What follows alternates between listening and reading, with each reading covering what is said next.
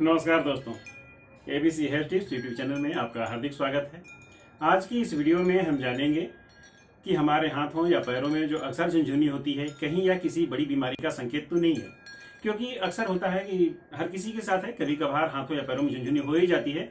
इसको हम नेग्लेक्ट कर लेते हैं, कहीं ऐसे ही हुआ होगा जैसे नॉर्मल होता है। और लोगों का नॉर्मल कहने का मतलब ये है कि अगर आप एक ही पोजीशन में देर तक बैठे रहते हैं या देर तक लेटे रहते हैं तो उस समय हाथ या पैर की नसें दब जाती हैं, और जब ये नसें दबती हैं उस केस में उन नसों को प्रॉपर वे में ब्लड की सप्लाई नहीं होती है, और जब प्रॉपर वे में ब्लड की सप्लाई नहीं होगी तो उन नसों को जितना ऑक्सीजन मिलना चाहिए उतना ऑक्सीजन नहीं मिलता है, और उस केस में हाथ या पैर की जो भी नसें दबी हुई हैं वहां झुनझुनी होने लगती है। तो ये तो आम बात है, ये कोई बड़ा मैटर नहीं है। ये बड़ा मैटर तब होता है जब अक्सर हमें झुनझुनी होती है और उसका कारण कोई बड़ी बीमारी होती है, जैसे कि डायबिटिक न्यूरोपैथी के केस में है कि जिसको डायबिटीज होती है उनके केस में ऐसा होता है कि उनकी जो नसें हैं वो डैमेज हो जाती हैं, वो खराब हो जाती हैं, और नसें डैमेज होने का कारण होता है कि उन नसों को ब्लड की प्रॉपर वे में सप्लाई नहीं हो पाती, और जब नसों को प्रॉपर वे में ब्लड की सप्लाई नहीं होती है उस समय उन नसों को ऑक्सीजन नहीं मिलता या ऑक्सीजन बहुत कम मिलता है,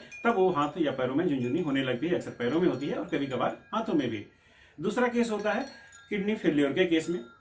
अगर किडनी फेल हो जाती है, जैसे कि हाई बीपी के केस में होता है, अगर किसी को हाई बीपी है या डायबिटीज है उसमें भी किडनी फेल होती है, और जब किडनी फेल होती है उस समय भी अक्सर पैरों में झुनझुनी होती है। और जब पैरों में झुनझुनी होती है तो उस केस में हम इसको नेग्लेक्ट नहीं कर सकते कि ये ऐसे ही झुनझुनी है जैसे कि सामान्यतः होती रहती है। तो इसके लिए सबसे बढ़िया है कि अगर आपके साथ अक्सर ये हाथ या पैरों में झुनझुनी होती है और ये बार बार हो रही है तो एक बार अपने जो नज़दीकी आपके फिजिशियन हैं, जो डॉक्टर हैं, उनको दिखाइए, उनसे चेकअप कराइए। वो आपको बताएंगे कि कहीं ये किसी बड़ी बीमारी की वजह से तो नहीं है। ये थी एक छोटी सी जानकारी हाथ या पैरों में होने वाली बार बार झुनझुनी के बारे में। उम्मीद करता हूँ कि आपको ये जानकारी जरूर अच्छी लगी होगी। अगर ऐसा वीडियो देखना आपको पसंद है तो आप हमारे इस चैनल को सब्सक्राइब कर सकते हैं और हमारे वीडियो को लाइक और शेयर कर सकते हैं। मिलते हैं अगले वीडियो में एक नई जानकारी के साथ, तब तक के लिए धन्यवाद दोस्तों।